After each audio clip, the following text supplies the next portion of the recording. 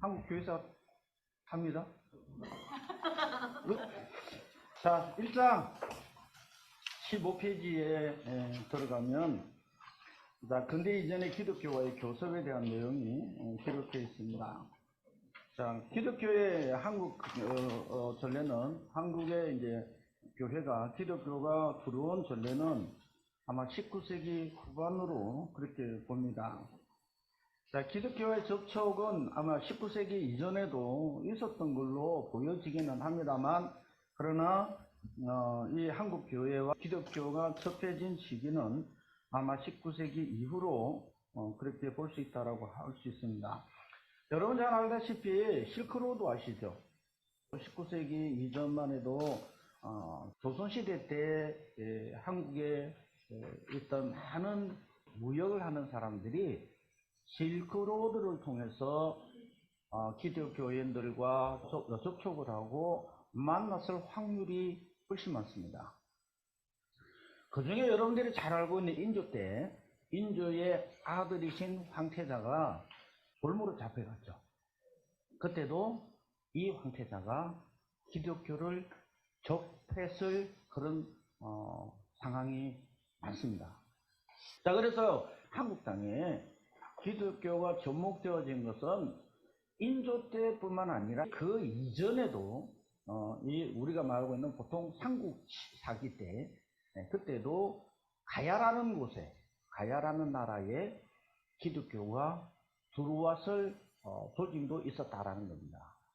우리나라 기독교는요, 접했던 기관들이 가장 핵심적인 시대가 언제였었냐면 대원군 시대. 그때는 뚜렷하게 기독교가 조선에 들어오려고 했습니다만 들어오지 못하고 대원군이 막았죠. 그러나 사실 조선이라고 하는 땅에 기독교인들이 상당히 많이 복음 때문에 들어왔던 역사들을 볼 수가 있어요. 그래서 조선이라는 나라에 기독교 접목되어지는 하나님의 섭리가 그 당시 대원군 이후로부터 일어난 것이 아니라 그 이전서부터 많은 시도가 있었어요. 많은 시도가.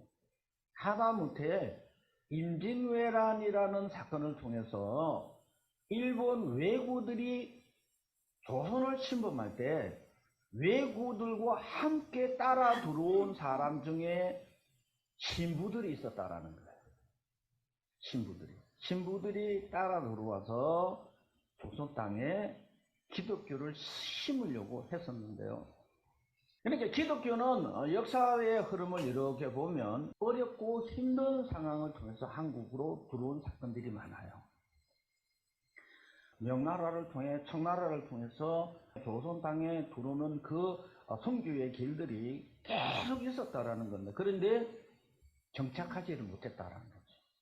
결과적으로 뿌리를 깊이 내리지 못하고 많은 희생자만, 즉 순교자들만 많이 확산시켜 놓았다라고 그렇게 볼 수가 있어요. 자, 오늘 여기도 보면 근대 이전의 기독교의 교섭을 보면 어디서부터 시작됐냐면, 일반적으로 기독교 전파의 주된 과정은 예루살렘에서 시작하여 안디옥을 거쳐서 서쪽 에베소, 고린도, 로마로 나가는 서진 과정이었고요. 주 30년경에 설립된 예루살렘 교회는 세계 교회의 모체였고, 바울의 선교 활동을 통해서 기독교 복음은 소아시아의 연안 지방을 거쳐서 에베소, 빌립보, 고린도로 확장하면서 세계 중심이었던 로마로 전파되어서 49년 이전에 로마의 기독교가 전파되기 시작합니다. 자, 그러고 나서 기독교는 유대주의적 배경에 배타되어서나 불과 30년이 못 돼서 유대주의적 한계를 넘어서 이방 세계로 전파되어지는 그런 사건을 만납니다. 우리가 예수님 이후에 49년 이후로는 사실은 복음이 바울을 통해서 점점 전파되어져 갔다라고 보시면 되고요. 그러고 나서는 예수님의 12 제자들 속에서 마태를 통해서도 어디까지? 인도까지. 도마를 통해서도 인도까지. 그래서 지금 인도는 여러분 알다시피 도마가 세워놓은 교회들 아직도 있습니다. 일부 역사학자들은 인도까지는 기독교가 들어왔는데 그 이후로 중국하고 인도하고 붙어 있잖아요. 근데 중국까지 넘어왔을 것인가 아닌가에 대한 이런 논쟁을 많이 합니다만 일부 학자들은 인도까지 왔던 기독교가 중국까지도 들어왔을 확률이 있다. 그런데 중국이 들어오면 어디까지 들어와요?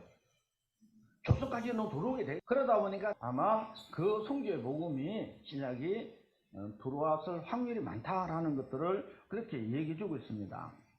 어쨌든 16세기 이후 자, 기독교는 북미 대륙을 전파되었고 북미 대륙에서 다시 아시아로 19세기 말에는 한국으로 파송되어졌다. 자, 그래서 기독교의 확장의 주된 과정을 지리적으로 관찰하면서 서진의 과정이었지만 기독교 복음의 동진 혹은 동점의 과정 또한 없지 않았다라고 하고요. 그래서 예루살렘에서 시작된 기독교 복음은 익명의 전도자들에 의해 아시아와 아프리카 지역으로 전파되었고요. 사도행전 언급되듯이 흩어진 사람들은 이들에 대한 희미한 흔적만 남아있다. 그리고 이제 예수님의 제자인 사도 도마가 시리아와 인도를 거쳐서 중국까지 왕래했다는 주장이 있고요. 자, 신라에까지 도래되었다고 주장하는 이도 있습니다. 그래서 주 60년대에 기독교 복음이 중국에까지 전래되었다고 보고요. 그러나 어신점은 있습니다만 어쨌든 중국까지